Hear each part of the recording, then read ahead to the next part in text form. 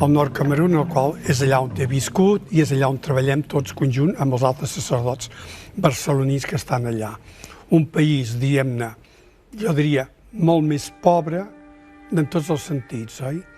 I molt afectat, esclar, per les grans calamitats, com és la guerra amb el Txad a Nigèria, està a fons d'allà, i les grans calamitats, diguem-ne, atmosfèriques o, diguem-ne, ecològiques.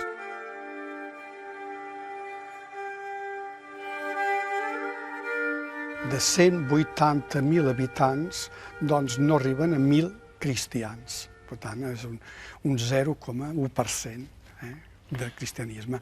I per tant, doncs, la nostra vida, el nostre moviment, tot és enmig de pobles musulmans.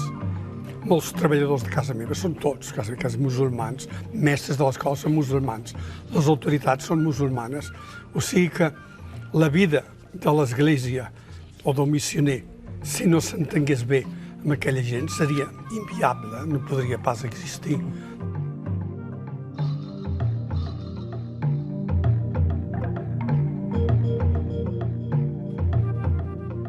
Jo crec que hi ha un respecte d'uns amb els altres.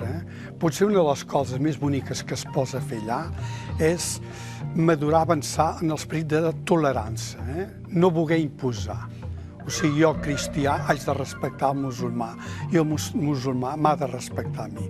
Vull dir, aprendre a ser tolerants és el gran factor d'avançament d'aquests pobles. I també el factor, diguem-ne, per favoritzar la pau i evitar les guerres.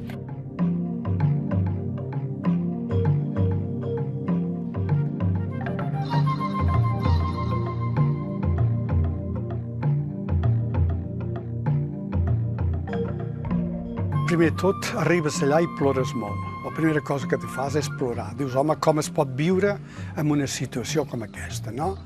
I llavors, la segona cosa, després d'haver plorat, has de tenir la reacció de la revolta, de la indignació. No estar-hi d'acord amb això. I si davant d'una situació, diguem-ne, que et fa plorar per la realitat, tens una revolta, llavors ha de venir una acció. I llavors què fas? La primera cosa que jo he fet i moltes ja han fet és atacar el problema, diguem-ne, de la malaltia. És clar que una dona per parir hagi de fer 10 quilòmetres a peu al dia que està de part, oi, és greu, no? Per tant, la primera cosa és, diguem, ajudar a lo sanitari, donar, treure aquest malalt, aquest sofriment que té físic. Però la segona cosa que ara, a plaç llarg, un veu és lluitar contra la ignorància, treballar per l'ensenyament.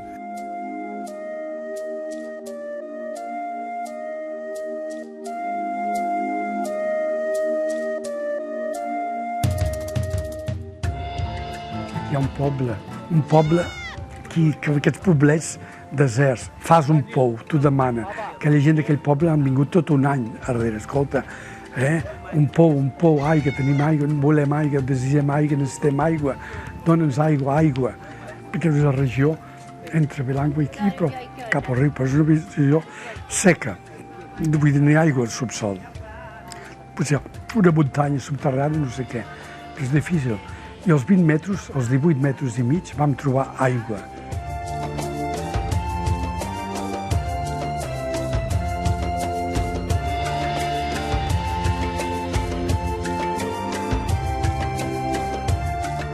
Futur de l'Àfrica, jo conec, la clau la té la dona. No té els homes, diu subprefecte, ni els capellans, la té la dona. El futur de l'Àfrica té la dona. I moltes petites coses. Si vols que se'n surtin, ho has de confiar a la dona. Per què? Perquè la dona està prenent ja consciència del seu estat de marginalització. L'home té la mentalitat de superioritat, d'orgull, de masclisme, de machisme, dieu com vulgueu. I la dona fumuda és això, que ho accepta això. Vull dir, aquesta condició, l'altre dia jo estava en una sala, aquesta sala. Bueno, ara acabem la reunió, ho hauríem d'escombrar. Jo no, la meva germana petita. Un nano marrec. Jo no, escombrar jo no, que ho faci la meva germana. Esclar, i això ja hi neixen. Si ara tu passessis unes quantes hores aquí, al vora del pou, veuries que venen moltes nenes petites a buscar aigua. buscar, no veuràs cap nen, cap nen.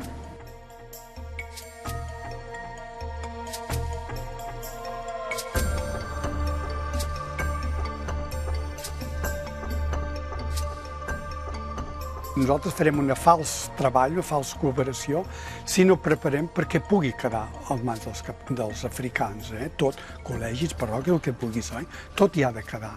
Ara és un procés educatiu que va de mica en mica. I que ha de quedar, i podrà quedar. Jo, per exemple, tinc l'experiència ara, doncs el mes de gener inaugurarem un centre de salut. Aquest centre estarà dirigit per 4 monges africanes. 2 són de Nigèria i una de Ghana. Ara estarem al seu costat, però el dia que nosaltres marxarem, penso, i estic segur, i serà la meva joia, veure que el centre de salut continuarà.